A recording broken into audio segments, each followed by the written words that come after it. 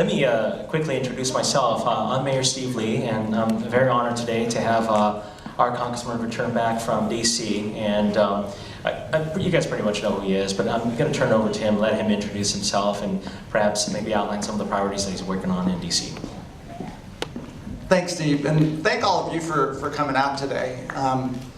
You know, it was about a year ago that we went through an election and a transition from one administration to another. And you know, when we did our first town hall last January, what was evident was the number of people that were coming out with questions and so forth. And we committed back then that we would do town halls on a regular basis, and we've held to that. We do a mix of both the in-person town halls as well as telephone town halls, because you know, again, there are a lot of folks that can't get to an in-person town hall. But if nothing else, people are more engaged in politics than ever before, and what's happening in our government. And you know, regardless of which candidate you supported, that is a good thing for people to be engaged, because our democracy counts on the citizens asking questions. And you know, I've always tried to make myself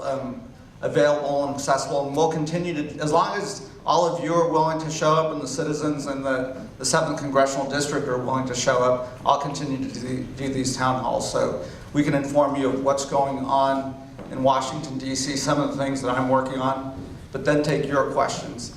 Again, if you have any questions, Matt, you want to hold your hand up? We've got comment cards and we've got staff around here. We will try to get through as many questions as we can.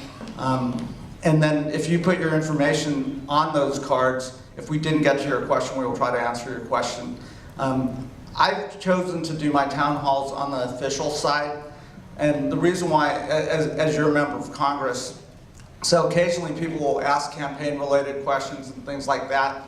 Since I'm in here in my official capacity, I won't engage on the campaign side of things, but rather as your representative of Congress. So, you know, let me just dive into a couple of things, and we'll jump into the questions. But things that I know our office has been hearing a lot about.